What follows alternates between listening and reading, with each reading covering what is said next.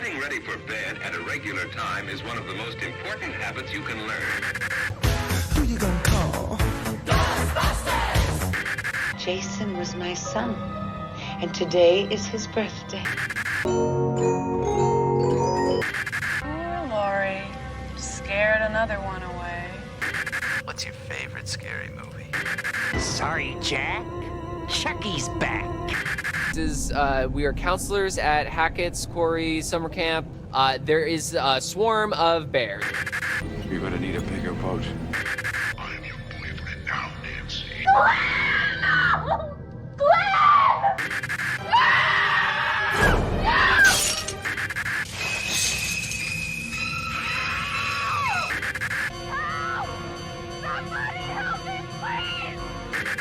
Most people are so ungrateful to be alive, but not you.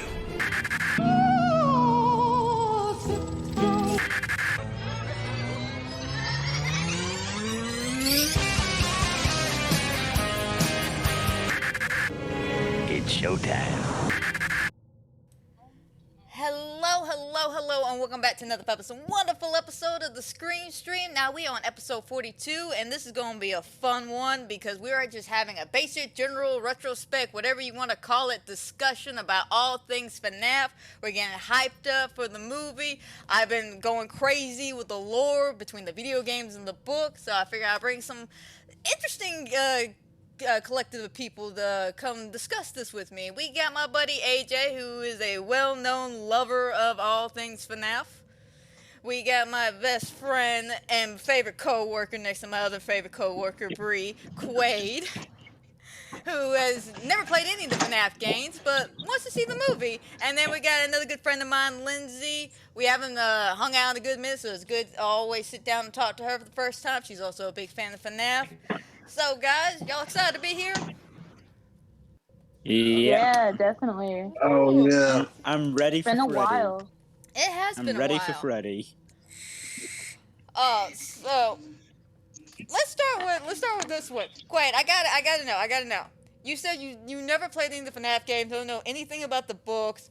What was it that made you want to watch this movie? Like, what was it? As someone who's not an active fan of FNAF, what was it? If Quaid can hear us. hear me? Yeah, I can hear you now. Hello? I can hear you. Yep, we can hear you. Same ears. Yep. Quaid's having technical difficulties, but that's okay. That's okay. How about we come back to Well, we'll come back to that question once he figures out what the hell's going on. We'll come back to that question. Okay. Yeah. AJ, you as a fan of FNAF. Yep.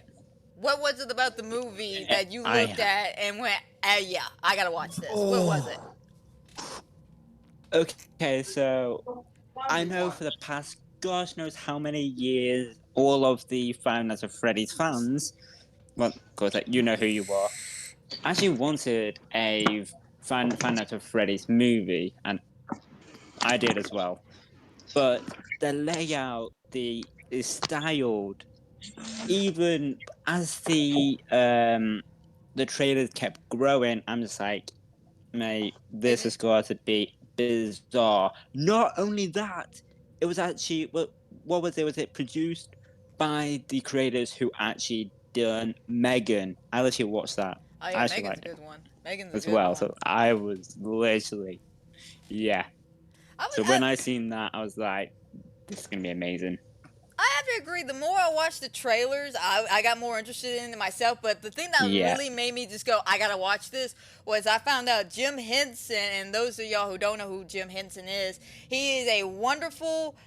Basically, he creates all animatronics, all life-size puppets. You ever seen Dark Crystal, The Labyrinth? He did all the practical puppetry effects you saw in those movies, and he really takes care. Pan's Labyrinth. No, not Pan's Labyrinth. It's called The Labyrinth. It's got David Bowie in it. Oh, come on. You know yes, The Labyrinth. I can hear you. Quay, we can hear you. We can finally hear you, man. Wait, can you hear us? Can you hear us? Yeah, I can hear y'all now. All right, cool. Okay, we'll go back to that question for you. Hang on, we'll get there in a second. Let me finish my train of thought. But yeah, the Labyrinth though, it's got David Bowie in it. It's a musical, well, kind of musical. Mainly David Bowie just doing his David Bowie-ness and his bulge and all. Very fun movie, but because Jim Henson is a really well-known a practical effect maker, I was super excited to find out that Freddy and the gang are not CGI. They're all actual handcrafted puppets, all with their own movements and animatronic buttons and shit. So I was super excited. So hold on. Hold on, man. So, which means there's nobody inside. Yeah, there's nobody in the suit. They're actual, like, life-size animatronics. Like, I've actually seen videos of them because at the Universal Studios, I want to say here, or not here in Florida, 'cause I don't live in Florida, my mom does, but in Florida, they actually have the life-size props displayed somewhere in the park at the moment, and I've seen some videos, I'm like, damn, those look great. Those look fantastic. I'm surprised you didn't know that. I'm surprised too, honestly. Oh, now he's reading. Technical difficulties everywhere.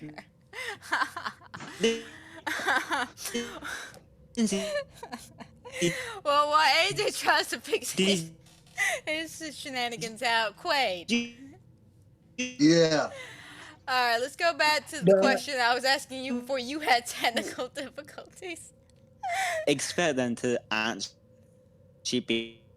Wait, I think he's coming back. Hang on. Yeah. Yeah, breaking there up. he goes. There he goes. Hang on, we got AJ back. Oh, we got him back. You gotta love technical difficulties, everybody. But let's go to the question with Quaid. I asked you originally for your technical difficulties that what was it about the trailer that you saw that made you want to go watch the movie, since you have never played the games, you never read any of the books, you don't really know much about it. What was it about the trailer? Oh damn! The scene. When y'all were talking about the pizza plaza. The pizzeria. That's not the pizza place. It's the pizzeria. Hello. Yeah. Hello. Is it the me? pizzeria? Yes, the pizzeria. Gosh dang it, man. Yeah, the pizzeria. I thought it was Pizza Plaza. No, the Pizzaplex is from the video game Security Breach. Yeah, and damn, you were showing me that trailer at work and shit. So damn, I want to check the move out and shit, and I probably end up playing the game too. I just got to buy it. Well, I think it should be pretty cheap. I know on PlayStation. I don't know about Xbox. It is you cheap. Play on. It is cheap. It is cheap. It's like but $3 or $4. If I remember, on Xbox, I think my uncle actually managed to get them for free, if I remember correctly. On Game Pass?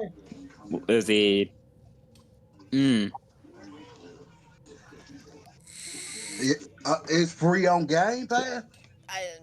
Maybe? I think so. I would check it out, though. Definitely check it out. No, the game. Yeah, that's what I'm saying. Definitely check it out. Yeah, check it out. I know my uncle got it free in that. Okay. Yeah. Now, Lindsay, I'm going to ask you the same question. Yeah, I want to play Security Breaches. Is Lindsay still here? Did we lose Lindsay? No, I'm here. Oh, okay. I'm here. Okay, just making sure. We've been losing everybody else. But Lindsay... No, I was just being respectful and trying not to interrupt. No worries. That's cool, man. I get it. But same question. Even though you are a fan of FNAF, what was it about the trailer that made you just go, I gotta see the movie. I gotta see it. So like I've played the games, I've read the books, I've done a decent amount of like lore diving into this franchise, right? Right. And like seen different YouTubers play the games as well, and so like we don't know exactly every YouTuber that might be referenced or mentioned or have an Easter egg, but the fact that Corey X Kenshin was like there in the trailer, that made me like kind of like really excited, because like he's one of those YouTubers where it's like he's a good dude. Like he's a good dude. He's a good creator. Um, and to see that like other creators that have like played the games as well with us, the fans, seeing that they're getting, you know, reference mentioned. Um, there's like little hints on like different creators.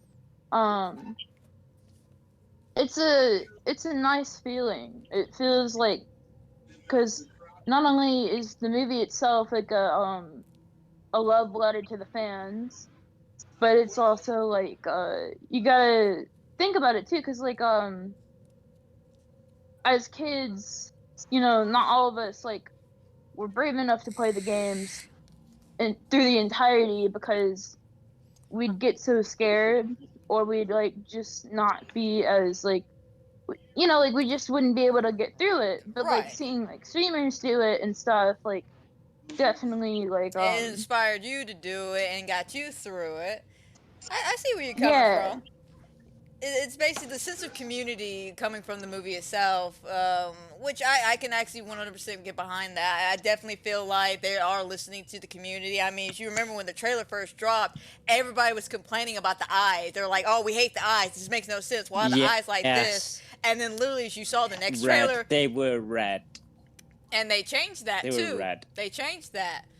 And I gotta respect Blumhouse for that. That they looked and went, okay, we don't want to piss off the fans of FNAF. Let's just do what they are requesting.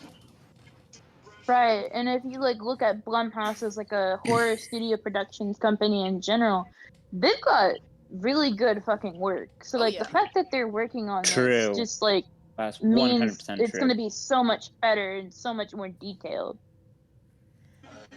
Yeah, I definitely gotta agree with that. Blumhouse, they got some hits, they got some misses. I'm not gonna lie, but you know, I've never really seen like a terrible fucking movie for them. I've seen like some bad ones Right. and some like okay ones, and I've seen some really really good ones. I'm hoping this is gonna be But in that lighter category. you know, one thing that I will say, however, Blumhouse, I think, as a horror production company, uh, at least for like recent companies, how they top the industry. I think they top the industry on horror films right now. Yes, they've had a lot of misses, and they've had some pretty really good ones, like some really great hits. Um, but I think they top this one detail. I think they really do like they genuinely do well with like how they use like their blood. I, like the detail that their blood like has, like the contrast of lighting, the detail that they have for their blood effects, I think is incredibly great. It's the care. It's basically the care and understanding that what they're working on is just it's precious. It's very precious, and they got to make sure every detail is correct. True. Right. Which again, I can't get mad at a company or even a movie production company that's willing to do that. I mean, they really careful what's on their plate. Even if the writing's kind of like hit or miss, even if the story's not all that great, they still put their all into it to at least give you a damn good movie. Yeah. And like I think for like the FNAF movie, because we it's not out yet, obviously, but I think that even if the ending might not be as great as we would want, if it turns out to be like that, I feel like, however, the amount of like just detail they put into the movie itself is going to outweigh the ending.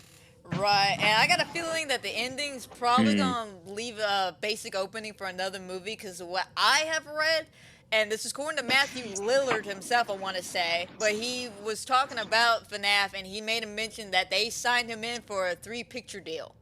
So if this movie does well, which hopefully it does, I'm rooting for it. I'm pulling a I Tyra know Banks it will. here. It will. Well, and here's another thing. You gotta think about how many parents won't let their kids go see this, because this is probably gonna it is like an R-rated Traumatize. film, right?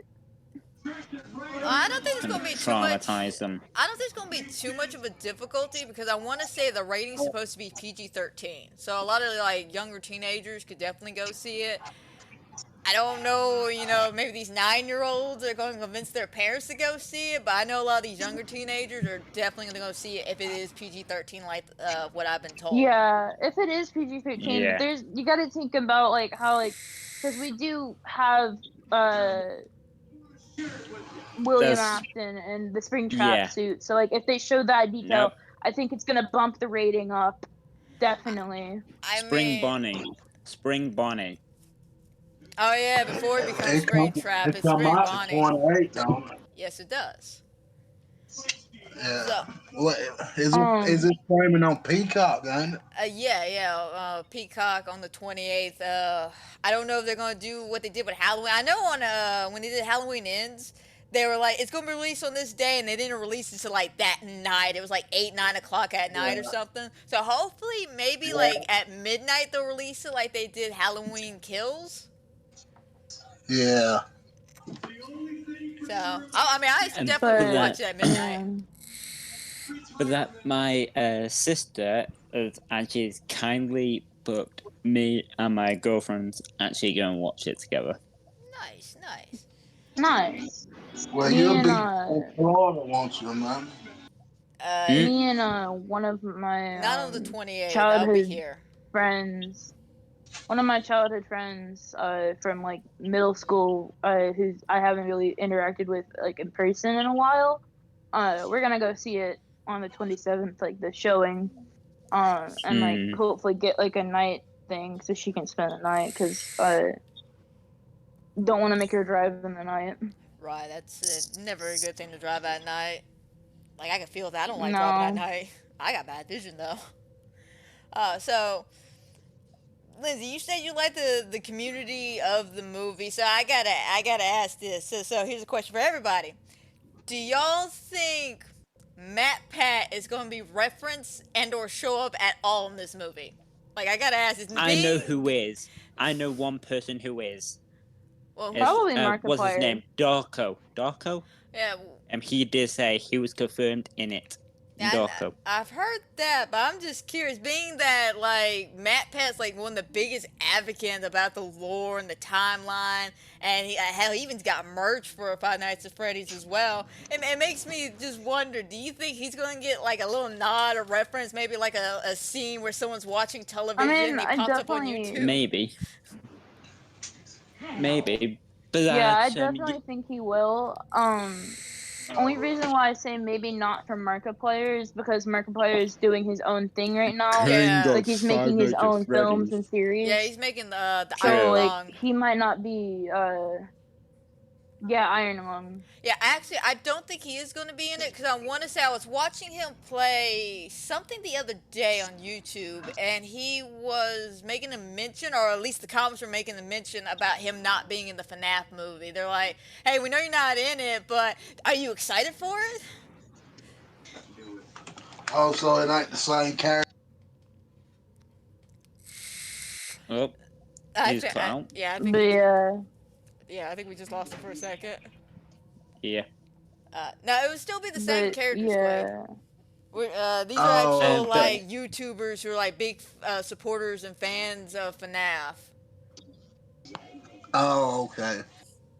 Yeah, I don't think he's gonna be in it, but I think he is gonna be referenced or mentioned. They might have like a poster somewhere with Markiplier on it. That would be nice. That would be nice. At least a little yeah. nod because he had a blast. Like if we all remember him in his VR moment where I want to say Um, almost passed the fuck out the first time he ever played it.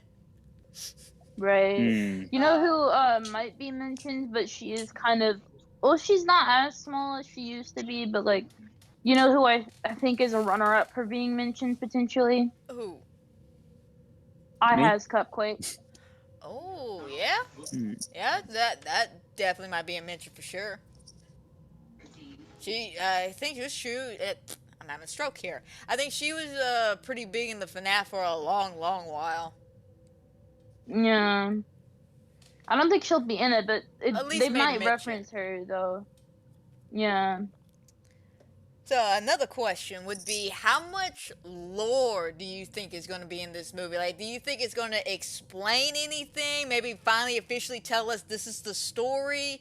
Are they gonna take moments from the books or the games? What I've heard, what too. I've heard is there's going to be about 4 movies, which is going to be based on the lore or behind the lore of the Five Nights at Freddy's franchise. That's what I've heard. Okay, so it Well, might like it you might also gotta explain. keep the rumors kind of guarded, because even though the FNAF community is usually pretty good about rumors and stuff, they sometimes occasionally get very overhyped. And they like take off with stuff. I think that's why a lot of people get mad at MatPat because he'll come up with some crazy theory and like half the FNAF community will be like, yeah, that sounds smart, let's run with it. And the other half is like, seriously, how far are you stretching for that? I Yeah. remember when we were waiting for that one new killer for Dead by Daylight, and everybody was like, "Oh my god, it's gotta be Springtrap." And I Yeah. wanted it to be Springtrap, but I knew it wasn't gonna be Springtrap. Like I knew it was gonna be It was Pinhead. Pinhead. Yeah, Yeah, that and one. I'm with you on that. I That was kind like of want a bit Springtrap. mixed. It was a mixed on like the scale. It's a little bit like a yeah. April Fool's. It's a little bit like an April Fool's type thing. Okay, let's throw that in. Let's give it a little bit of static to represent Five Nights at Freddy's, but just push it right away to Pinhead. Something like that. Well, I know the TV is kind of significant because in the movie, Yeah. I want to say it's the The first flower one. thing. Yeah, the flowers. I want to say that Yeah, we it's see the it in the first flowers. one. I can never remember if we see it in the first one or the second one. Yeah, it's in both. Okay. Both. Yeah, It's referenced in both, but it's more prevalent in the first one because the first one is like about like the reason why the flower is even shown. It's supposed to like represent like innocence being tainted. right, which was the whole point of you opened the puzzle box and I came. He's Yeah. destroyer of innocence. I think that's actually what Pinhead is called at some points, is the destroyer of innocence. I mean, I'm hoping that at least when it comes to the movie, that they do try to sit down and be like, all right, guys, this is what's canon. This is what y'all have been right on all along. Because it would be nice to actually have someone confirm a lot of these theories. Like, some of this shit we kind of know already. Like, we all agree this is, like, the story. Like, I want to say with the whole Mike thing, we've all come to the agreement that the first, 4 games, or at least 3 games, all were Mike's perspectives, trying to deal with destroying the Pizzaplex. I mean, not Pizzaplex, Pizzeria. Damn it, Quaid. Right. But here's another thing that I want to mention with like regards to like how the game itself, like how everything is. Gotta keep in mind that with like with how like the lore is, right, and like how everything is and whatnot. Right. What you were saying, AJ, about like how you have heard there might be 4 movies and whatnot. Going back to like the whole Pinhead thing, because the creators who did Pinhead, they did a movie series that was originally also a comic called Nightbreed. And Nightbreed, the comic itself, has many fans. And we got super excited because they were saying that they were going to have like 4 films or more films, and we only ended up getting 1. Because the movie, even though it did well, it wasn't considered successful enough. Yeah, but because it is FNAF, I think FNAF will do just fine because it is FNAF. Yeah. Question is, how long will they milk this? That's the real one. Like, I'm not saying Blumhouse has a problem with that, but we've all seen it where horror franchises just won't die. And that seems to be, like, the main point when it comes to William Afton. He just won't die. Like, even in the books, he won't die. Like, well, you know what I was telling my friend? He just feels like Jason, and he's just feels like Jason and Michael Myers all over again. Right. You know what I was telling my friend who I'm gonna go to the movie with? I was like, cause we were like jokingly like, if they like sell like merchandise like the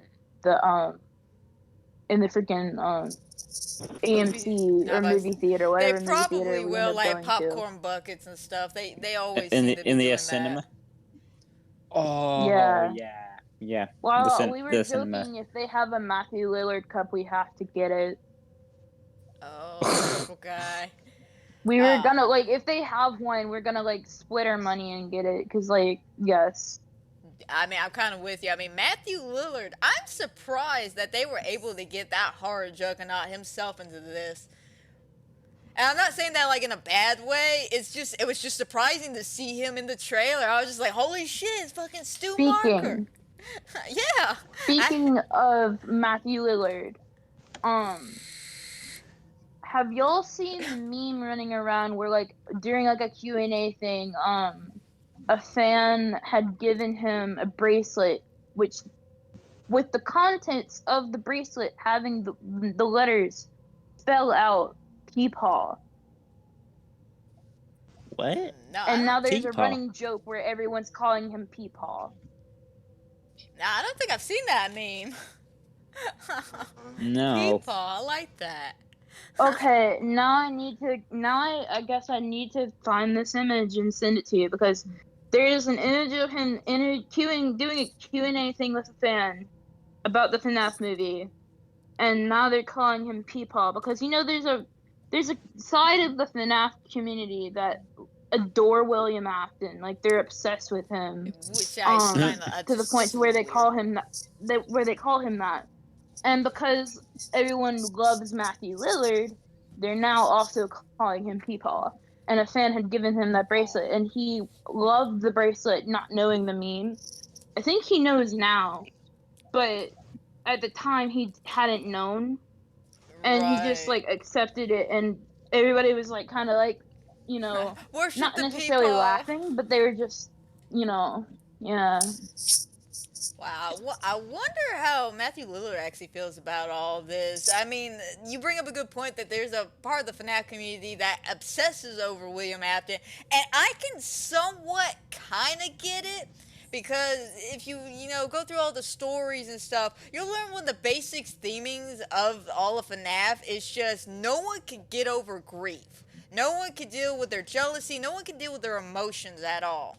And for him to lash out the way he did and be so smart about it, I can give him credit. I mean, granted, it's sick that he kills 5 kids and stuff them in animatronics, but the fact that this man got away with it multiple times for so many years and he just won't die. And he somehow has figured out a way of immortality, which makes him a very smart man, but that also makes him a very dangerous man. Mm-hmm. So I can see why there's a group of people that are just like, oh my god, he's so cool. Because he is generally a smart motherfucker. Yeah. It's like there's like a hex just like attached onto him. I mean, it's not just the hex. One of the biggest things you'll in like the Fazbear Fright books they talk about, and it makes sense coming from a ghost and spirit, is agony. And it's like the way they're describing it is, and it's the way I explain ghosts as well, is that your spirit, if say you were to get murdered, a horrible, painful death, and you were to die next to a doll, a chair, hell, into an animatronic, your essence, your being, your emotions will seep into whatever it is and kind of fester and boil. So if you died a painful death and you're angry, it will affect that piece of object here.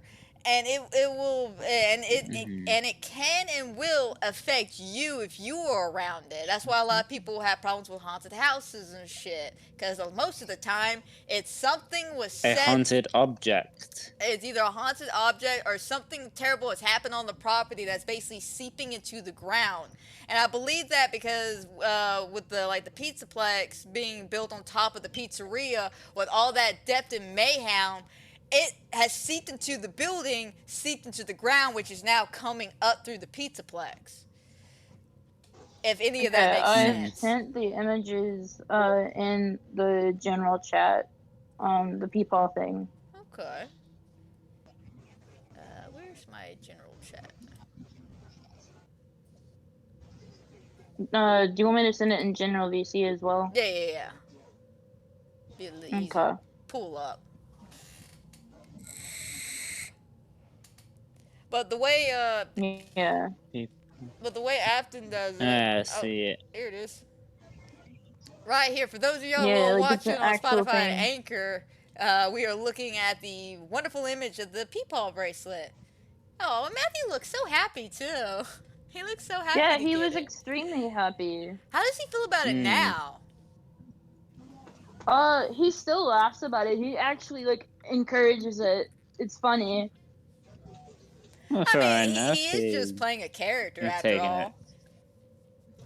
all. Oh, Yeah, no, but like he was actually like pretty genuine about it. Like he actually like was like a very wholesome with it. oh, you gotta love Matthew Lillard. He loves his fans. He really does. And I'm glad Well, he's he. just also excited that people still care about him too, Of course, I would. because he is I an would older never. actor. I would never stop not caring about Matthew Lillard. I was very upset for him when they replaced him as Shaggy on the Scooby Doo. Hell, he didn't even know about it till I think after a trailer dropped or something. He was just like, "Oh, I've been replaced." Like I Yeah. felt so bad for him. I was like, "That's some bullshit." But I'm Well, and glad. also like the newer live action Scooby Doo movies aren't as good as the original either. Yeah, like they do their best. Like I like the Cartoon Network live action ones they did with Shaggy. Like the younger actor, he was pretty alright. He looked like a younger Matthew Lillard, but I still just am a fan of Matthew Lillard's portrayal of Shaggy. Yeah. But I am glad though he's came. Like I said, I was shocked to see him in it, but I'm glad he's in it because I feel like he could do a very, very, very good purple guy, a very good William Afton. Cause he has that capability Yeah. to give off that nice, sweet, hi, I'm just here to help you out, and then in a drop of a dime, he can go all psycho on you. We all saw that as he plays Stu in Scream, Right. where he just went like, I'm sorry, I still love that part where Sydney runs up to him, and she's like, oh my God, Stu, he's crazy, and he just pulls out the voice box, and he's like, surprise, Sydney. Yeah. Like, okay, we're going that route. Thank you. What about the main actor? I can never remember his name. He's the whole reason Andrew wants to go see this movie. He has a crush on this guy. The guy playing the main character. He's from, what, Maze Runner? What is his name? Yeah. What is his name? The main guy, the one bringing the little girl in. He's the Thomas. Yeah. Thomas. Thomas what? Flip. Nobody knows. I feel Bloody bad. God, I hate myself. I actually blooming load the bloody Maze Runners. Andrew did too, but I think he was mainly watching the guy. Hey man, it's cool if you can't figure out. Thomas? That actor. Yeah, I know it's Thomas. I'm not quite sure who exactly is he supposed to be playing. Is he actually called Mike or Michael in the movie? I've never really paid attention. Dylan O'Brien. Dylan O'Brien. That's the guy who plays Thomas. That's the guy Dylan who plays O'Brien. Nice. But do you think his character is supposed to be like a reference to Mike, or do you think he's just going to be a lone security guard that's going to get killed off in the movie? You cutting out. Sorry, what was that? I said, what do you think his role in the movie is going to be? Do you think he's more like a Michael type of character, where he's actually Michael, but Thomas is just like his alias, like the Mike Schmidt thing? Or do you think he's just going to be some random security guard that kind of gets hyped up for the rest of the trilogy, and he's going to die at the end of the movie? Oh, so knowing him back with the Maze Runner, like he's just more like mind of his own. Like, screw it, I'm just gonna go straight in. I think he's gonna be something like that. Right. Because because when he first got into the maze in the Maze Runner, he just went straight for the door. When he seen the others come back with who was it? Was it Gally? I think it was. No, not Gally. I'm not Because too familiar with he was the Maze little Runner. butler. Yeah, but when he seen like somebody coming back. I feel like we're having some more It's trouble. like screw it. There we go. I'm actually gonna have to go. I'm Straight being in there. requested to hang out with another group. When it comes to But Newt, I'm glad I was able to bam. hang out with y'all. So basically, Hang on. no worries. Okay, Lindsay. I'm glad you were able to stop by for at least the first 30 minutes of this stream or this Yeah. wonderful podcast. It's always good to hang out with you. I don't get to hang out with you too terribly much. We totally need to play some DBD later, though. Yeah, You down for that? I will be Well, yeah, free. it is the DVD, Halloween thing. If you guys do want to get onto that at some point soon.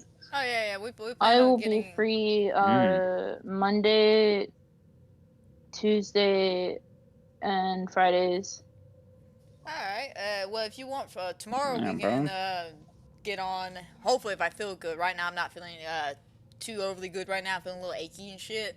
Eric was just recently sick, and then yesterday he went to go kiss me. I was like, no, baby, you're still sick. No, I'm past it. Kisses me. This morning I woke up, my throat hurts a little bit. I've been achy for like half the day. I'm like, over in my ass. So hopefully I'll be functional enough to be on tomorrow. Oh no. Gotcha. Yeah, tomorrow, I should be able to hang out.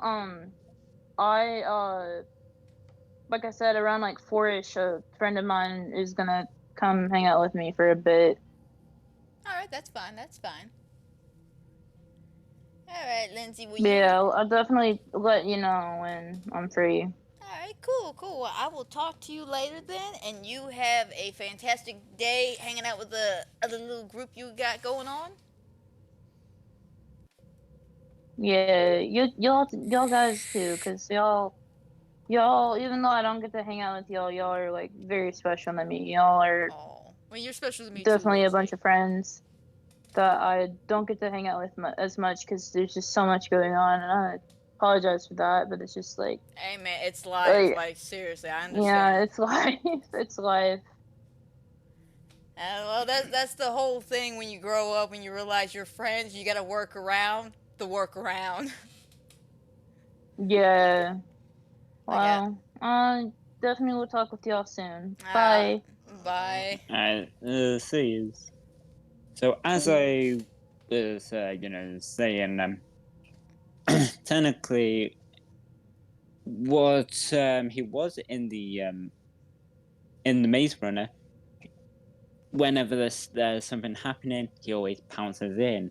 When something happens, bam, he's straight at it. So I think he's like one of those. I think he's one of those type of people.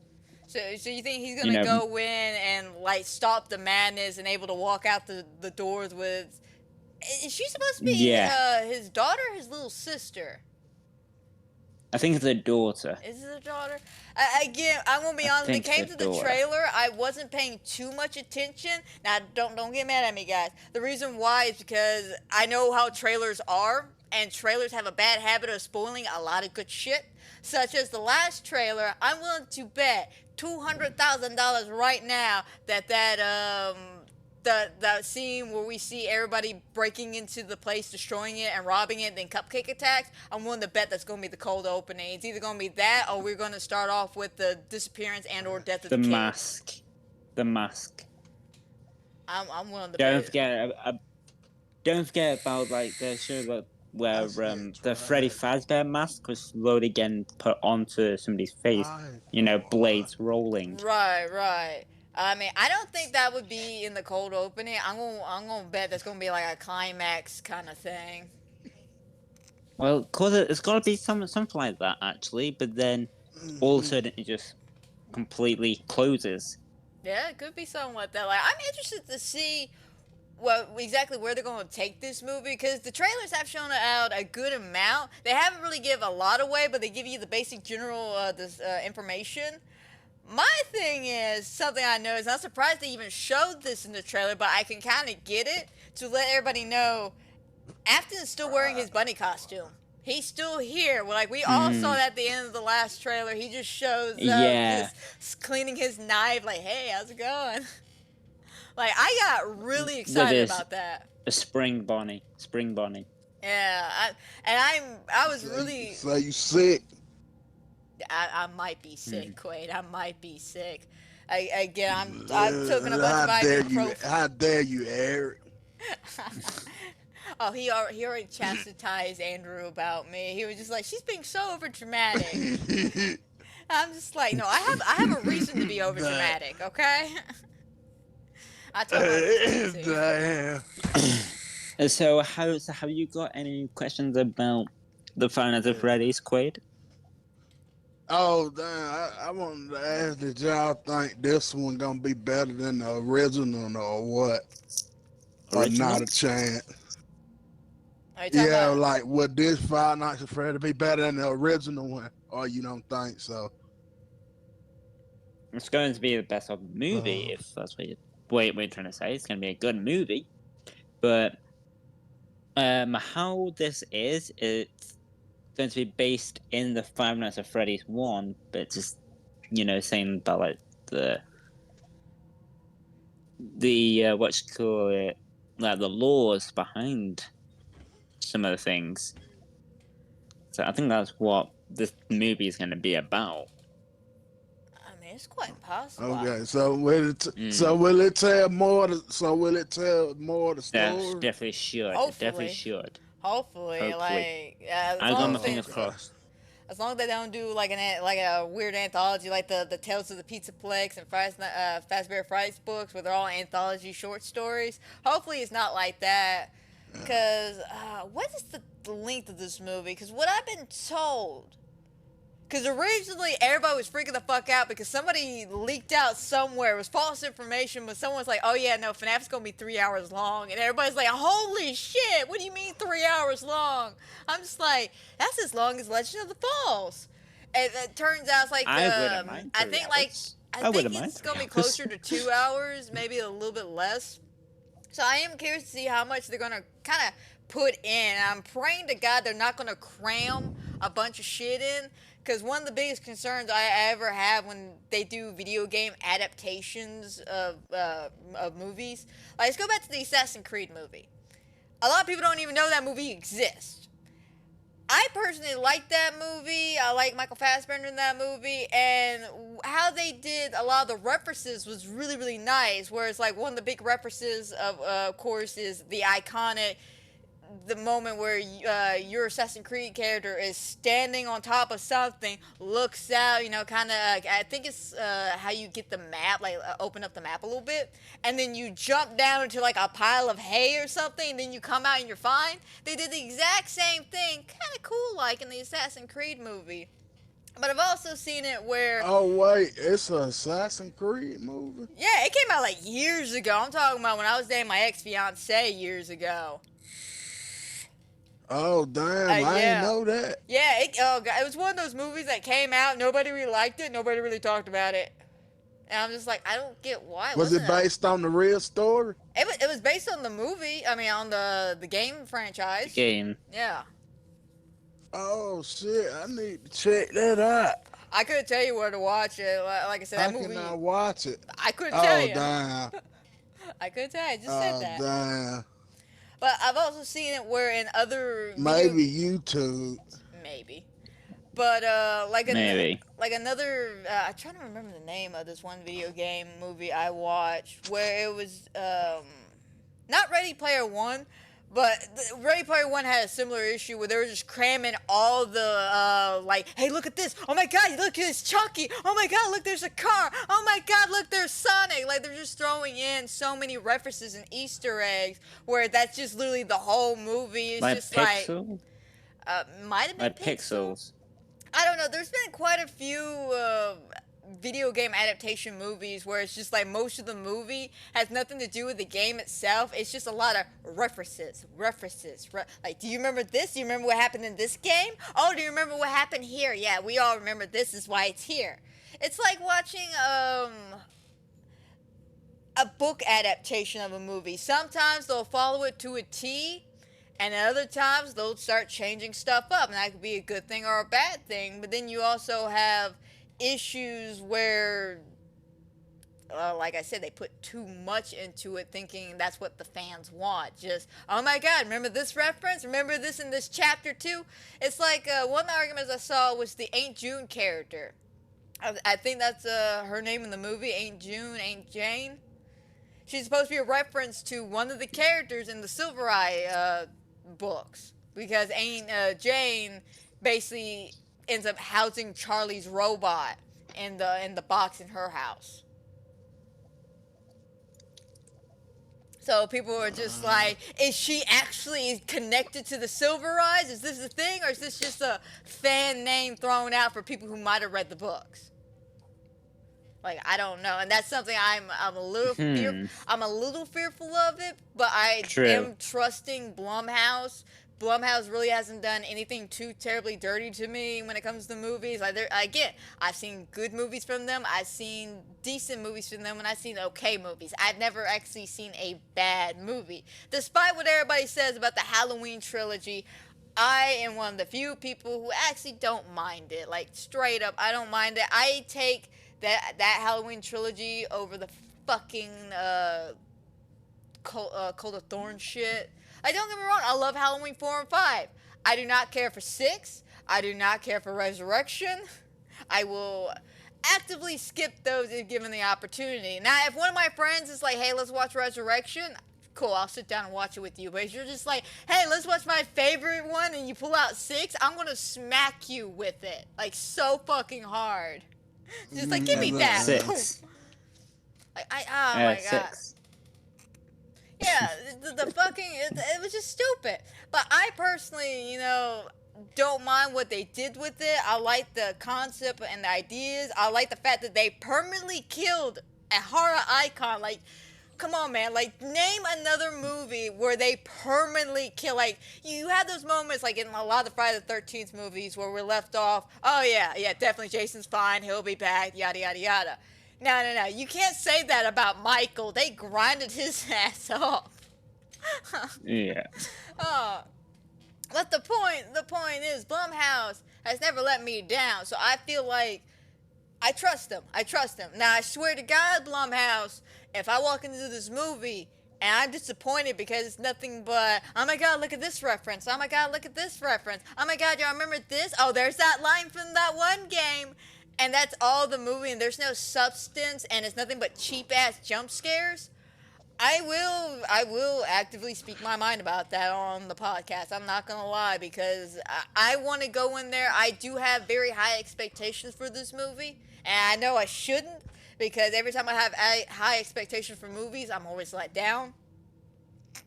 But this is something, like you said, a lot of FNAF fans have been waiting for. I have been waiting for this for a long time. I've been keeping up to date with this on the Reddit page for so many years. I remember just, 4 years ago, I was on Reddit, and Scott already wrote down like 5-6 different drafts of the script he had, and he was like, here's a synopsis of 1 we're gonna do, here's a synopsis of 2 we could do, 3, 4, yada yada yada. And he went through, and some of those were good ideas, others not so much.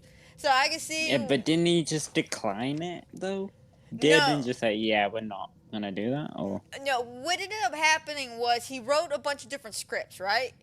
And he finally ended up settling on one that he thought would be perfect. So he went to Warner Brothers, and Warner Brothers like, hey, yeah, man, I got you. Handshake deal, fist bump, all that. As the movie was going, Warner Brothers kept stepping in and changing shit like Warner Brothers always does, because Warner Brothers likes to be in control. And it got to the point that Scott got fed up and went, listen, you done changed my movie so goddamn much. This ain't my movie anymore. I'm out. So he dipped out and left Warner Brothers. And then Warner Brothers ended up making the Banana Split movie. don't ask me why Banana Split was a haunted animatronics, but they made one. Which is sad because Willy's Wonderland was so much better than the Banana Split movie. Yeah. Even though Banana Split was I actually like Willy's Wonderland. I love Willy's That's a Wonderland. good one. Nick Cage says nothing that whole movie brings all the energy. Oh. True. Hey, so have you played the Halloween event yet? Not just yet. Oh, it's fun, man. It's fun. That shit dope, though. Yeah, I got to play some yesterday. It was really fun. Yeah. Yeah, it's my first year, so damn. I might get on to it for a bit today, then. Yeah, I'm actually about to hop on for a second, though. I mean, that's fun. But damn, I lost my train of thought there for a second. But yeah, no, it's just I'm talking about the Scott thing why he left Warner Brothers. But yeah, he didn't like the way Warner Brothers was changing everything, so that's why he left. And then he met with the Blumhouse, and then that's where it all picked up from there.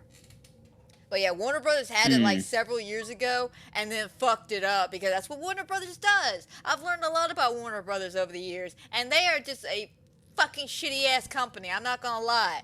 Assholes want to fire Johnny Depp for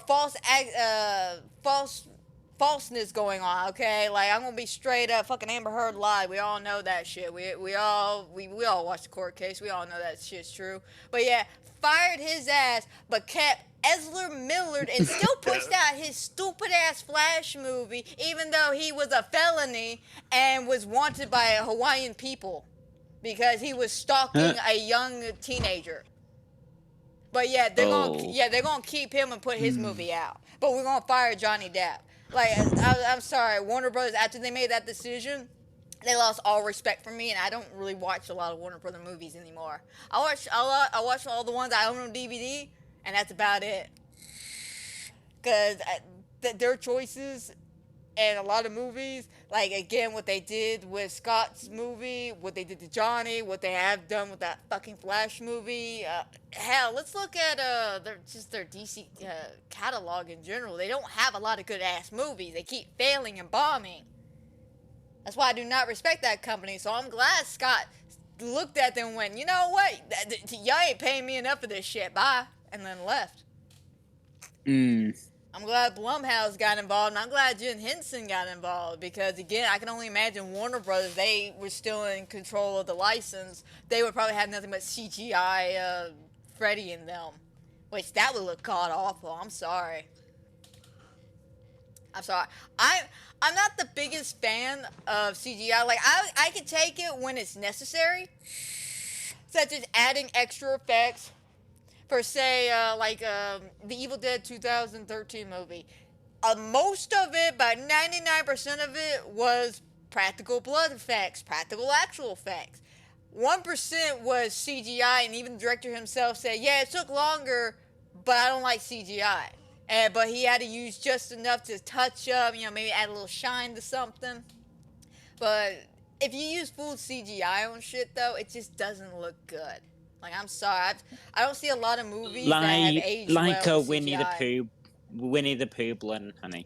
Yeah. That was just used, like, that was horrible, unnecessary things. Horrible CGI, just horribleness all the way around. And somehow, that movie is greenlit for a sequel, by the way.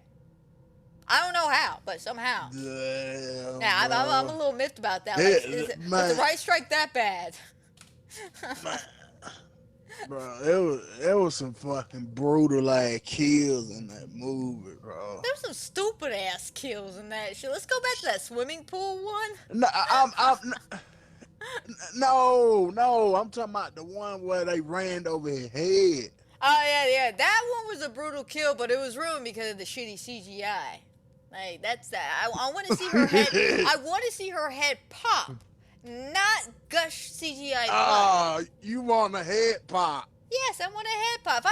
If you're gonna tie a bitch up and put her underneath the car tire to run her over, and you're gonna show me the running over of this woman, I want to see it. I want to fucking see it. I don't want to be hidden behind CGI fake blood. I'm sorry. I'm a sucker for practical effects. I love practical effects. People work hard on their practical effects. Now there are some practical effects I'm not like too keen about, but I can kind of see why they might have made it that way because it's just more funnier. Like in oh god, what's the name of that movie? Glorious. I think that's what it was called. I can't remember. It had J.K. Simmons in it, and it was about this entity that's stuck in a bathroom. And this guy gets stuck in the bathroom with it, and he's got to do something for him to save the world. And for the longest time, it's a gimmick that you think he's gonna have to fuck this alien, and no, it just turns out he just wants his kidney. Like, well, he's next. Well, the alien is stuck in a stall next to a glory hole. There's a lot of references about sticking shit in. So, you know, everybody's mind for the first 45 minutes of this movie is like, oh, he's gonna have to fuck this alien. And at the end, he goes, unzips his pants, sticks his dick in the hole, and he's just like, what are you doing? This is how you save the world, right? No, I need your kidney. Oh, my bad. And he, like, sticks it back in. I love that movie. That movie was funny as hell.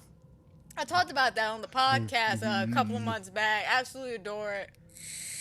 If you got Shudder, definitely recommend you watching it. It's also got the actor who plays Jason Stackhouse from True Blood in it. Which was funny because I recently, before I watched that movie, binge watched all of True Blood right before I watched that movie. So the entire time I'm watching this guy, and True Blood came out like mid 2000, like 2009, 2010, you know, maybe a little bit earlier than that. And it's now 2023, so it's been over a decade since I've seen this guy. So I'm looking at him like, I recognize him. Where do I know him from? Why does he look familiar? And I looked it up. I'm like, it's motherfucking Jason. It's Jason Stackhouse, bro. Now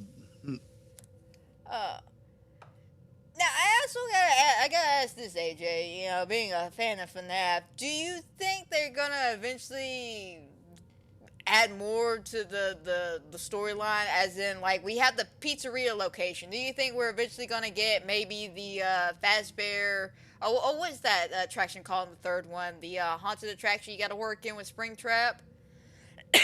Fuck, what is it called? I can't remember, but do you think they're gonna add that, or maybe the Pizzaplex, or the pizzeria from the simulator? Like, do you think they're gonna add other locations in other movies? AJ, I cannot hear you.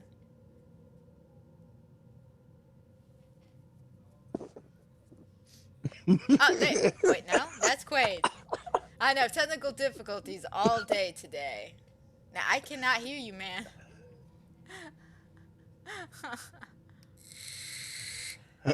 I don't know what's going on. He said, hold on a second. For y'all who can't see, we do have all the videos pulled up. He'll come back eventually. It's always something, man. I've never done a group chat like this before, so this is all a new experience for me.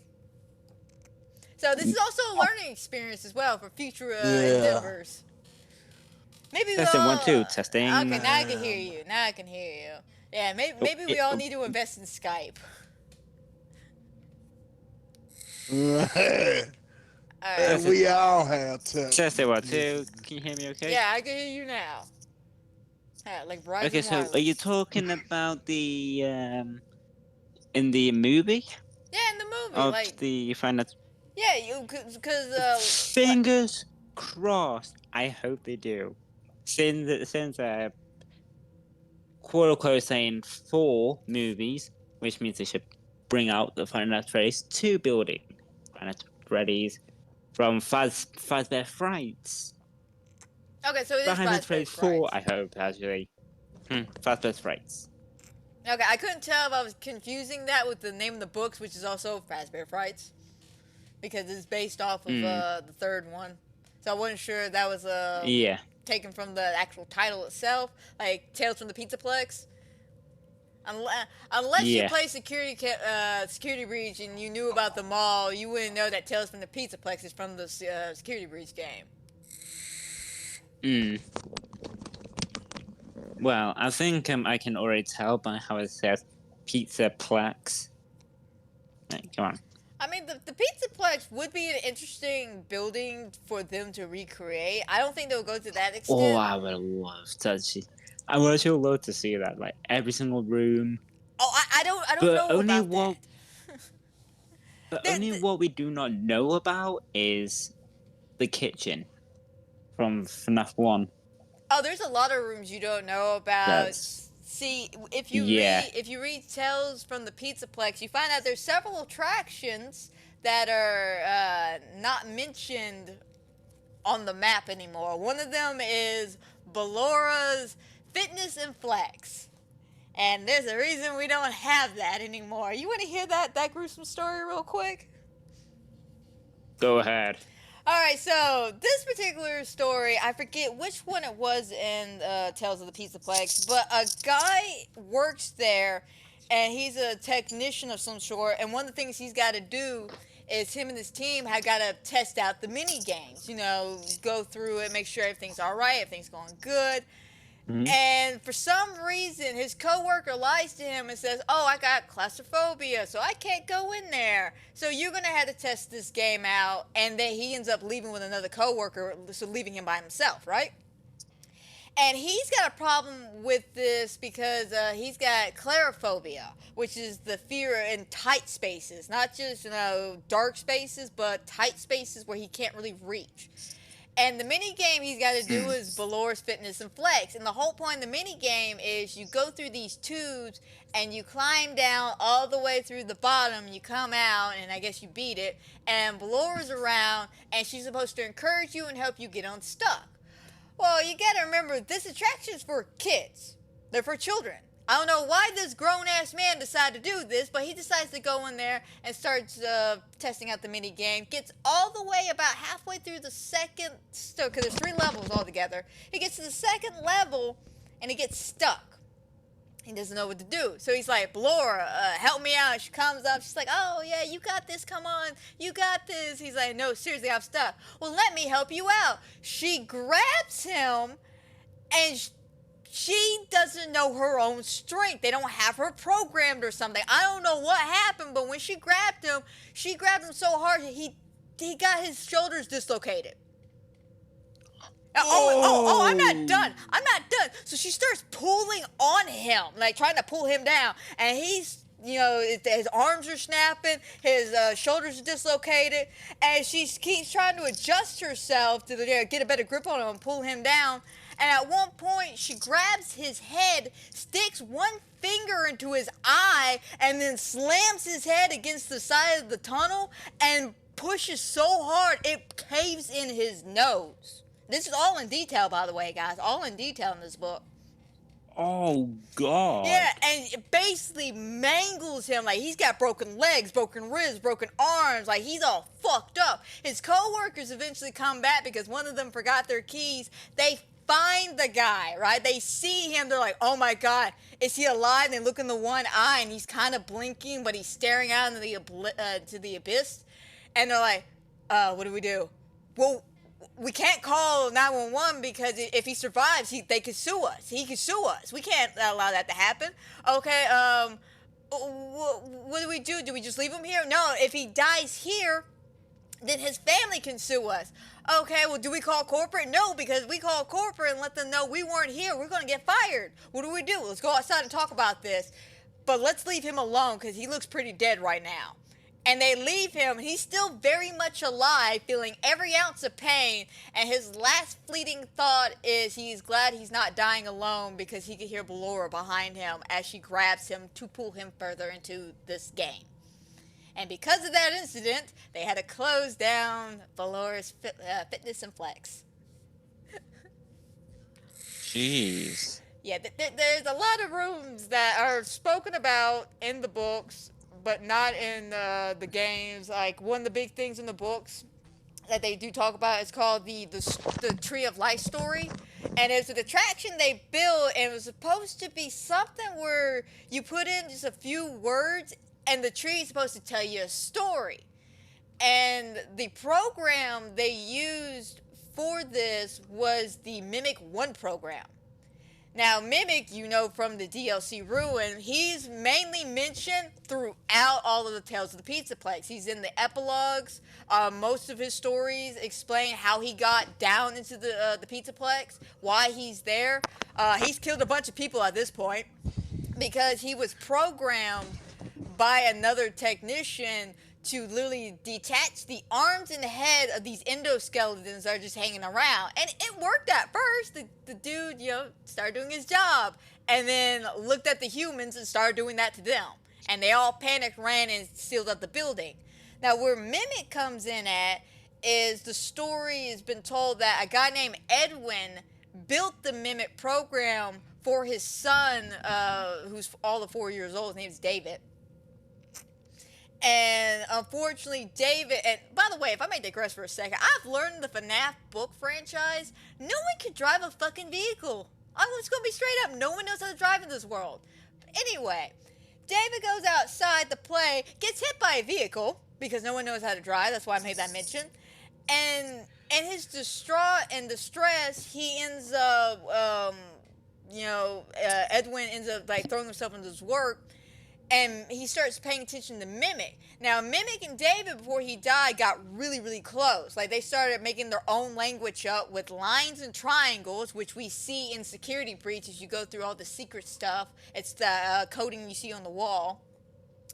And fucking Mimic is basically mimicking David.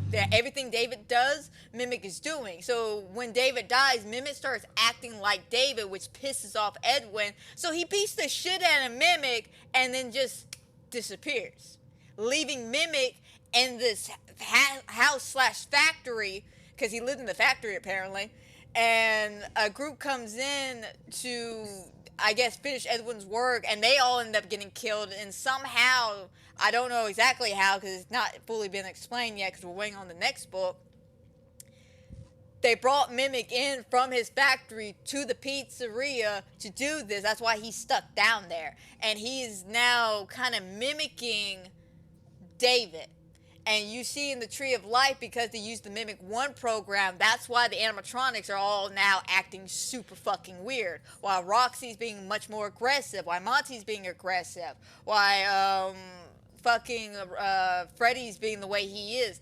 It's kind of explained with that, and also with the story GGY, when you find out Gregory, or as his name is called for most of the story all the way up to the end, Dr. Rabbit. He is patient 40, I think he's either patient 46 or 49, I can't remember. But he's the patient on the tape we all hear about. He's killing his counselors and bringing them into the Pizzaplex. And you find that out in GGY, and you know it's a guy named Gregory, and you know whoever GGY is, he's also putting his own hacking, and he's a hacker, by the way. Fun fact, Gregory's a hacker. Don't ask me what kind of hacker, but he's a hacker because he's able to hack into the animatronics and change their coding up. And they know this because in the coding, it has the words GGY in the coding.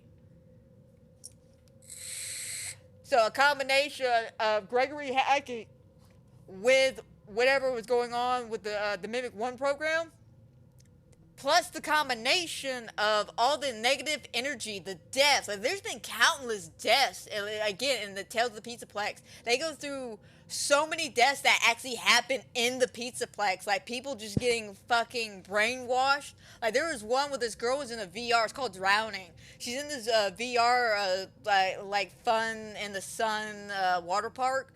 And about halfway through this VR thing, it's supposed to be only 5 minutes long.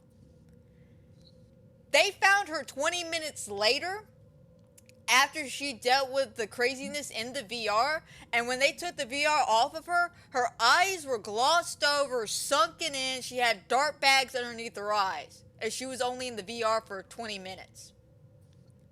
Another story is this guy was in the AR machine, actually ran into Tiger Rock, who is supposed to be the head of the Tree of Life story, the part of the Mimic 1 program.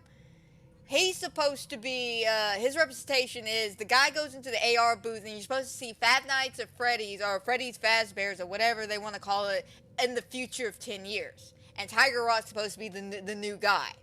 which is funny because he's the head of the Tree of Life.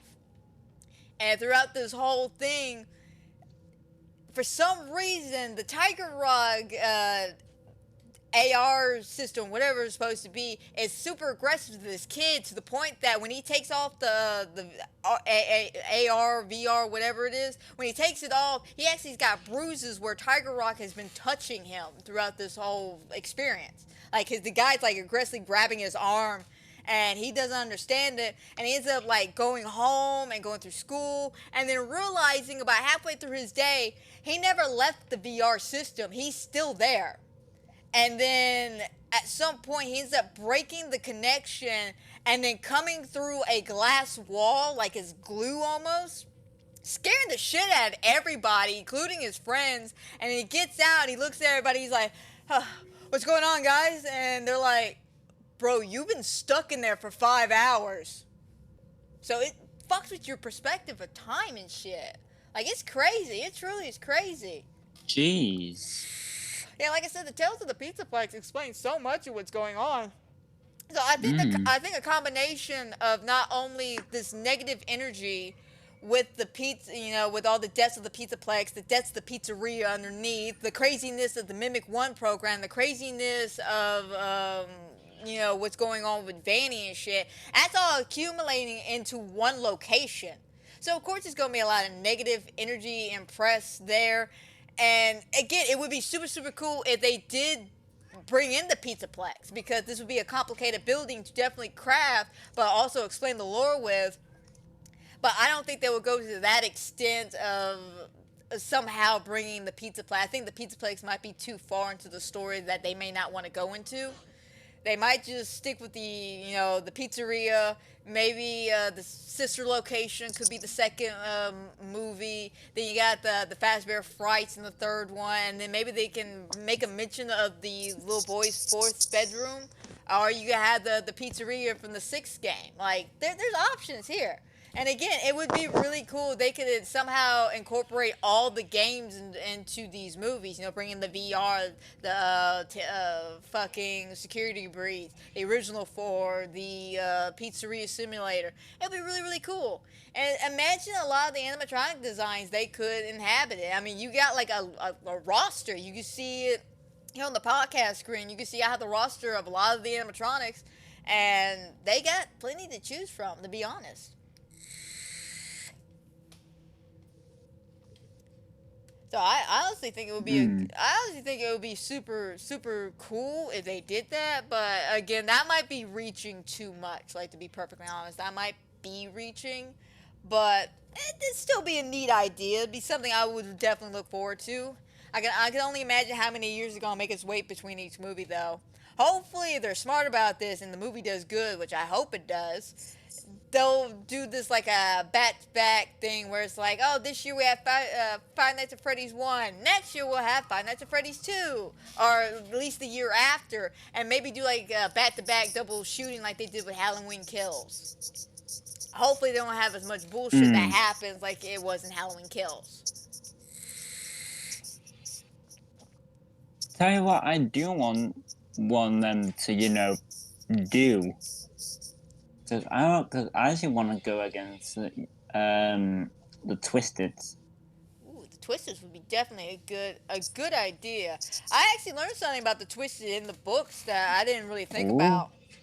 And one of the stories, one of the last stories in the franchise you read, you basically play a missing 7-year-old who doesn't realize he's missing and doesn't realize he's not 7.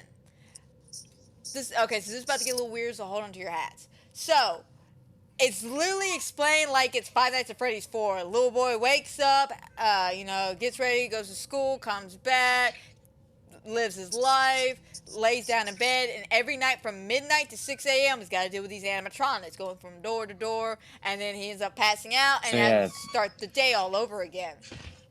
As everything's going, he ends up going into the kitchen to get something, smells something rotten, doesn't think much of it, and then hears his mom in the shower. And he's like, well, Dad must have already been at work. So he goes to leave and realizes one day there's no front door. He's like, where's the door? What the hell? So he realizes he's getting late, so he goes back to bed. And he goes through the whole shenanigan. The next day he wakes up. He realizes he's a 17-year-old teenager. And his mom is not even there. What he's hearing is a sound from a speaker. And he starts exploring a little bit, and he looks into his house, into the rooms, and he sees that they're disheveled, they're molded, they're disgusting. The rotten smell is coming from the fridge because all there's in there is a bunch of fucking wafers. And he ends up finding out that there was a gas that was being pumped into this room that now somehow got disconnected.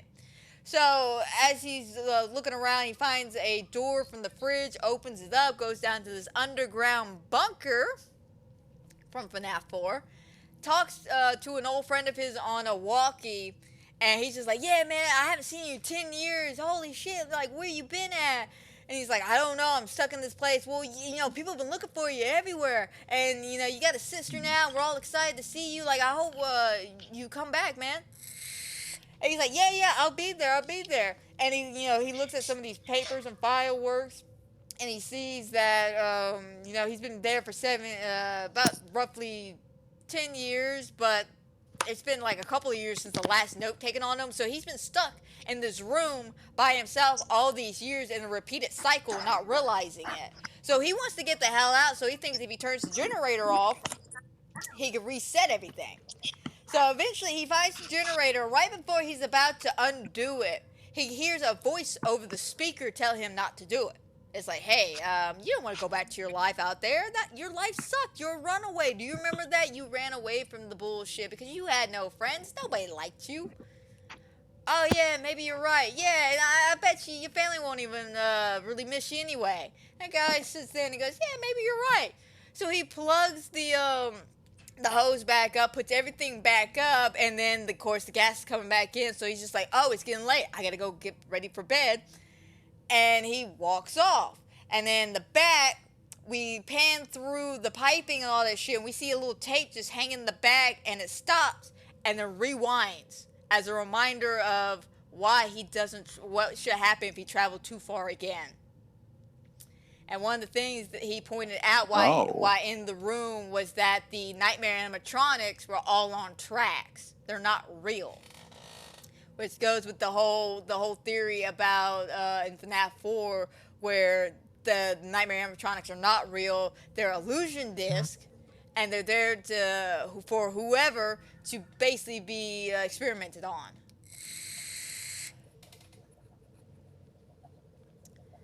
So yeah, I thought that was kind of interesting, like an interesting take on it with the fact that the story ended up explaining that the nightmare animatronics, they're real. They just don't really do anything. They're on little tracks, and they just move. And then they go back to the closet and then wait till daytime. Oh, nighttime.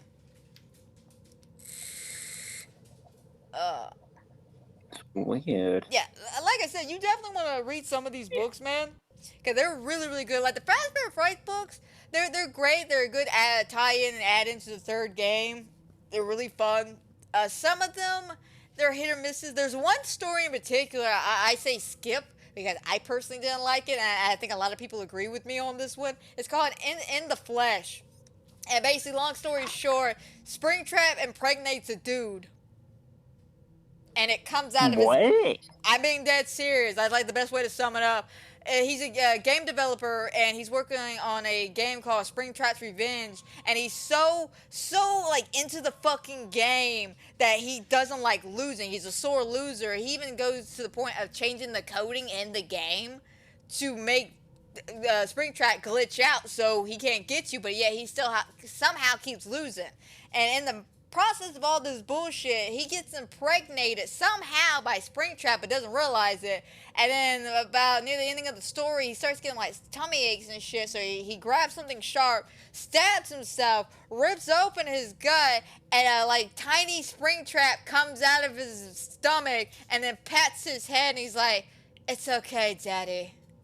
And I'm just like, what the fuck? Like, seriously, skip that one. Like, if you're that curious, go ahead and read it, but it's not one of my favorites. To be frank, though, I really like more of the Pizzaplex ones. than anything else, to be perfectly honest. Like, don't get me wrong, they had some really good stories. Like, Into the Ball Pit was really interesting. Fetch was pretty good. Step Closer actually had like a story that made me go, "Is this okay with kids?" This was the story. I was just like, "This cannot be okay with kids." You're breaking up, AJ. AJ breaking up. My Verizon wireless. Can you hear me now? Good, good, good. Except in this case, can you hear me now?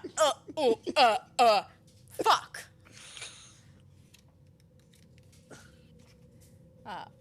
But yeah, straight up though, if anyone ever gets, while we wait for AJ to come back, I guess he's lagging. But yeah, if you ever get a chance, definitely read Tales from the Pizzaplex, definitely read Fazbear Frights, and for sure read the Silver Eyes trilogy as well, because that explains a little, not really explains, because Scott said something about the books. And we lost him again. Scott said something about the books, that they're not intended to solve anything and not intended to be a guide for the games. But the way I take it is they're supposed to help you understand the motivations behind certain movements and characters.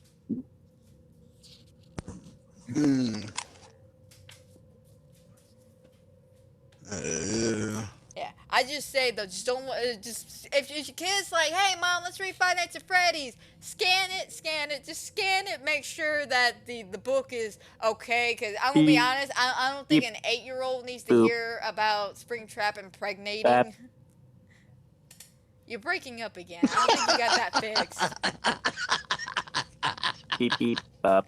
It literally sounds like he's a robot right now. Just beep beep bop.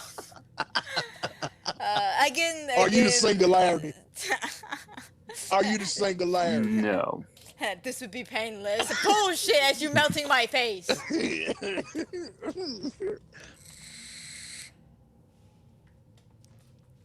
Oh.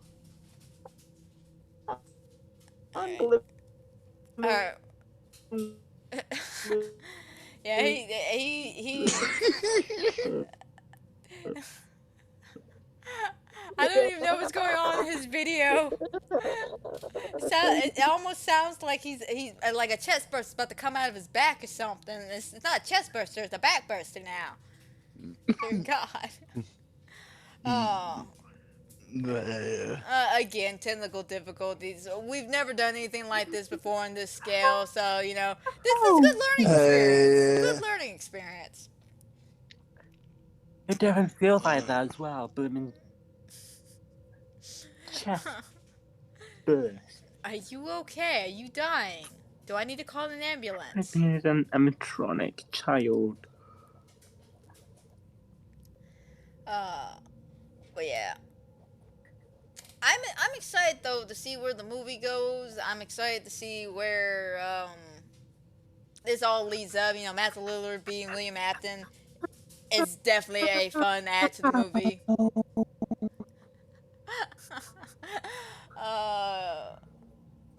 Come on, AJ, come back to us now. Yes, wow. Oh God, I got something in my eye. I think I got an eyelash. Yep, there's an eyelash. But yeah, like I said, I'm super excited to see where the movie goes. I cannot wait to see Matthew Lillard be William Afton. They can say his name is something else, but we all know he's William Afton. And I'm curious to see how this is all gonna play out, especially with him being in the bunny costume, not as Springtrap and the golden bunny. That's gonna be definitely interesting, and I'm curious to see Spring Bonnie. Spring bunny, golden bunny. It's a yellow bunny, man. It's a yellow bunny. He is iconically wearing his yellow bunny outfit. That's the point I'm trying to make. And I'm curious to see if the child, because again, we saw in the Halloween 2018, they had no problem killing a child off. So I wonder if at some point, if the child's actually going to be in danger, because that's something that will scare the shit out of people. If you actually make us feel like this child's in danger, You would definitely scare the shit out of people. Whoa! What the hell? That's creepy. Yeah, I mean, again, you gotta remember, he's bringing his child into this place. And we know, Vanessa's there, which I find that interesting. Yeah. Which I'm trying to figure out that connection there. Is like, why are you gonna bring Vanessa into this? And that's why I asked earlier, you know, do you think they're gonna add some of these other buildings? Because again, the Pizzaplex would be pretty cool, especially the fact that we have Vanessa. Now I don't know if she's gonna be Vanessa from the games, or this is just one of those references, nods, you know, just haha, look, it's that person named Vanessa. You might recognize her from Security Breach. We don't know. So hopefully my expectations are really met for this movie. I'm worried about that though. Like I got like high expectation. I'm even gonna wear my Game Theory FNAF sweater. I'm super excited. But it's getting about time to wrap this up. So AJ, final thoughts on the upcoming movie. Like what do you want from it? What exactly do you want from it?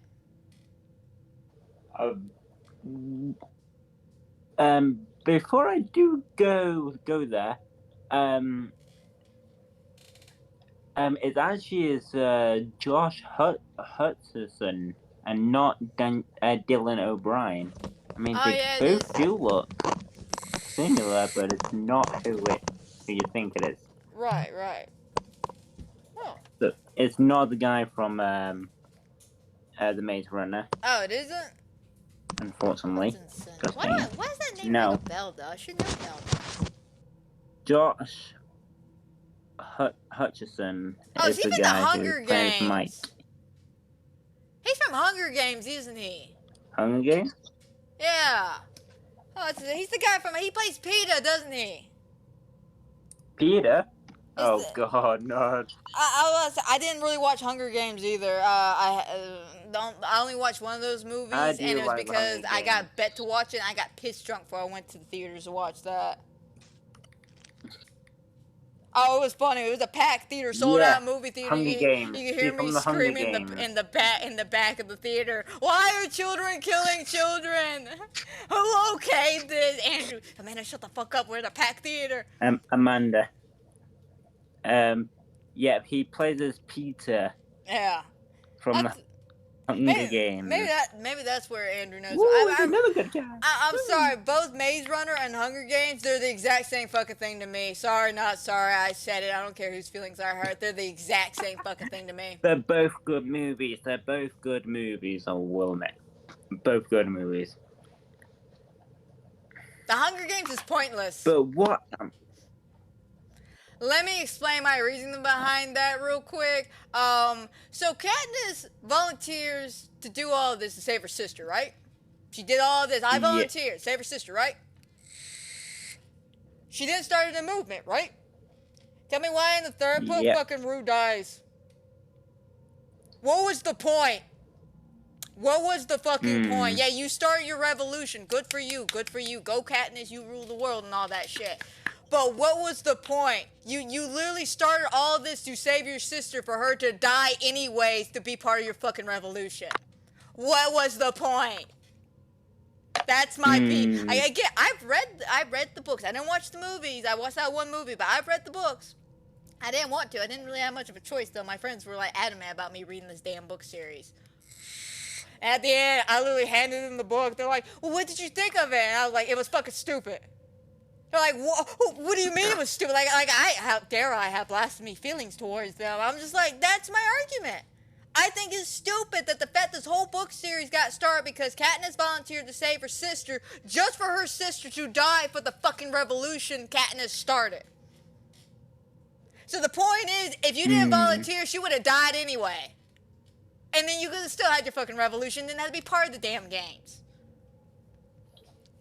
I'm just saying, like, I got my own beef with Hunger Games, man. And with Maze Runner, I was into the first movie, mainly because the guy who plays Littlefinger from Game of Thrones is in it. But then they waited so long in between movies because the actor who played the main character in that movie, I think he hurt himself on set. And he was out of commission for like 6-7 weeks. And so it took him so long. Yeah. He apparently he was doing a stunt, and it was a stunt gone wrong, and he like hurt his back so badly. Or I think it was his back. I'm not 100% sure. But yeah, he was out for a good 2 months. So it took him a minute to finish the movie, and by that point, nobody really cared. You waited too long.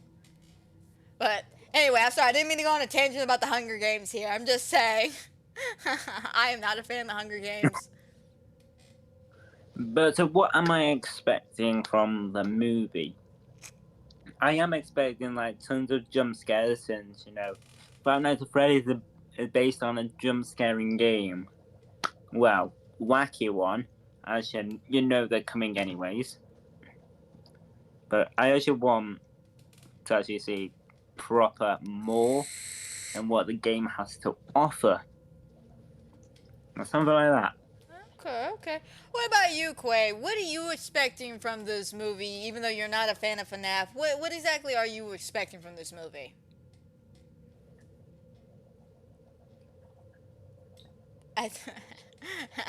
Playing Dead by Daylight. Yeah, he might be in the middle of being chased to death right now. We'll come back to him eventually if he decides to come back to reality. What are you expecting? I was about to say, what I'm expecting from the movie is overall, I want a good story. I want maybe some things to be explained a little bit better. You know, have some confirmation that some of us are right about certain informations. Definitely some great practical effects, good writing, like I said. And some phenomenal jump scares. I don't want just regular, you know, jump scares. I want some good build-up jump scares. I've seen some good horror movies this year. So, there's one particular jump scare, actually 2 jump scares. I don't think anyone could top. I'm always hoping they would, because this was the first time in a long time I ever got so scared that I audibly screamed and jumped out of my chair, which that doesn't happen very often. Like, seriously, it's been not since I was a kid that happened. But this particular jump scare was in a movie called Terrified. Not Terrifier, it's an Argentina horror film. And the scene is basically this guy is talking to another guy across the street, and they're both in houses, and as he's talking to him, he's like, dude, I see somebody in the window. And he's just like, well, it's just me and this other guy here, and we're not in the living room window right now. Well, who's there? And as he's looking through the window, he's going left to right between this one window pane, and if you look to the left, it was there. You look to the right, it was gone. And it's so built that there's no like dramatic music. It's just them casually having a conversation as he's doing this. And then the moment he ends up turning right, it's right in front of his fucking face. Like, there's no like laudable scream. There's no audio jump. It's literally just the creature in his fucking face. And that scene scared the shit out of me. I was just like, Jesus Christ! Like, I was not expecting that. And in the same movie, earlier in the movie, there was a very subtle scare that made me visually just scream out, oh my God, because it scared the shit out of me. This dude's trying to get ready for bed, and as he's getting ready for bed, he's slowly turning off the lights, you know, closing his closet door. And as he crawls in, the camera is starting out, you know, looking at his feet. And, of course, it's supposed to be a slow pan up to watch him, you know, get from the floor to the bed. But it lingered on the shot for a few seconds, longer than I thought it should. And so I'm watching the bottom of the screen, and from the shadows of underneath his bed, you see something appear. And it's just, again, makes no noises, makes no audible screeches, there's no audio jump scare to it. And it just appears, and the camera just keeps doing its normal thing. And it's literally a very subtle scare, kind of blink if you miss it, but if you catch it, it's the most terrifying thing in the world. And that's something I'm looking forward to. I'm hoping Five Nights at Freddy's brings that. I pray Five Nights at Freddy's brings that. But again, we'll just have to see. Being Blumhouse, I don't know. I'm just super excited for the scares, to be honest. I really hope I'm not expecting it to be like super scary, give me nightmares or anything like that. But I'm hoping that it's good enough scares that when I talk about it on the podcast, I'm gonna be like, man, this was this really awesome scare, right? Like this shit got me jumping, had me clenching Eric's arm or something. Like, that's what I'm hoping for. But that's with me with any horror movie, though. Like, anytime I go into a horror movie, that's always what I'm expecting. I really want that feeling of being scared and, like, holding on to Eric and be like, oh, my God, that scared me. I know, it's a weird thing, but, wait, that's the whole point of watching a horror movie. You just want to be scared, man. And, Five Nights at Freddy's, it's a good material to work with. Haunted possessed animatronics, it's killing people, it's got a creepy story, creepy lore behind it, it's got a fan base. I think this would do overall pretty well, to be honest.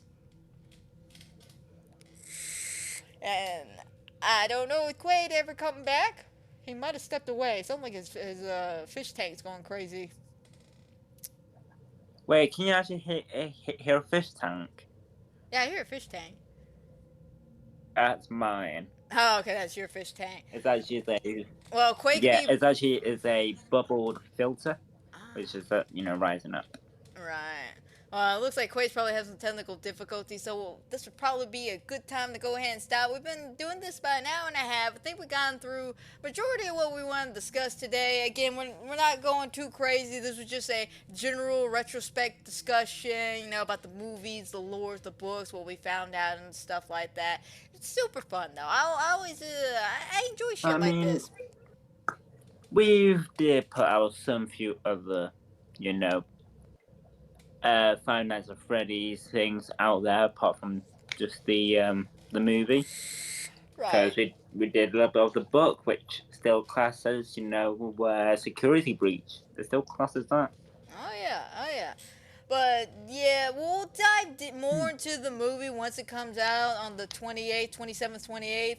It's going to be hopefully a really good movie. I'm super excited for this. AJ, you got anything you want to plug in before we head on out and do the outro? Tell what, I'll quickly say this now. That when me and Amanda did the regular Five Nights at Freddy's game, I did make a little oopsies when we was mentioning about the frontal lobe. That does come out as saying as from night 1. And that was my little oopsie. Yeah. So a little bit of correction. It was bound to happen, especially the fact that I crammed so much information in my brain about all things FNAF within like 2-3 weeks. So bound some things were going to get misinterpreted, missaid, or misspoken about. So like I said during the book one, during the game one, if anything is wrong and shit, I do apologize. It's just a lot of information to go through that I've been trying to space out and get my train of thought on it just right. A lot to remember. Yeah. But like I said, guys. One more thing before you do. I've just looked things up right now, and what it says on my screen is the 25th of October. That's when the release date is. I think for you guys, maybe. Because it says the 27th for Peacock. Hang on. The release date is 25th of October. For me. Yeah, that's for you. For the USA, it's the 27th. So you actually get about 2 days early. Ooh, fancy. Yeah, fancy, man. Don't spoil it for me. So help me God, if you spoil it, I will buy. I will get a passport. I will buy a ticket, fly over there, kick your ass, and then come back. I wouldn't mind that. Just that moment. All that happens, I show up at your house and knock on your door, and you're like, "Oh my God, Amanda!" I just punch you in the face, and then just like walk away, like that moment from Family Guy with Stewie. Just boom. That's not even funny. Sorry. At least I got to see you in person. As you're cupping your eye. But like I said, guys, this is probably a good spot to go ahead and end this podcast here. I hope everybody who has watched is watching, will watch. I hope you enjoy. I hope everybody has a fantastic and a wonderful night. And guys, don't forget, if you're watching this here on video here on YouTube, don't forget to like, subscribe, and comment down below, because you never know what's going to happen here. Trust me, I never know. And also, guys, if you can do this on Spotify or Anchor, be my guest. Definitely sorry about some of the technical difficulties. Like I said, I've never done a big group chat like this before. It's hard to get a bunch of people together at a good time it is what it is, but hopefully maybe next time we have a big group discussion, it'll go a little bit more smoothly. But that is a story for another day. So until then, my friends, y'all take care, and I cannot wait to see what Five Nights at Freddy's leads up to, because that's gonna be one hell of a good movie. I hope it's good. I hope so too. I hope it's good. And unfortunately, Quaid can't say anything, but thank you, Quaid, for joining. I know you've had some technical difficulties. You always do when we play video games together, being on Xbox, me on PlayStation. As always, a pleasure, Lindsay. I know she left off earlier in this the podcast, but you know it was always great seeing her. I have a special place in my heart for her. She's a really good friend of mine. We met on YouTube, playing Dead by Daylight together. So I always treasure those times we can hang out. And AJ, it was always a pleasure, man. You really good with FNAF lore. You're always a good friend. Always one of my favorite DVD buddies. Well, it was, the Five Nights at Freddy's game when I first, came in to play. Yep, on my birthday. So. On my birthday. But that is the story. Hey, look at this. Five Nights at Freddy to Five Nights at Freddy's game. Boom. Full circle, man. Full circle. But that is full the story. Circle. But that is a story for another day, guys. So till then, my friends, y'all take care.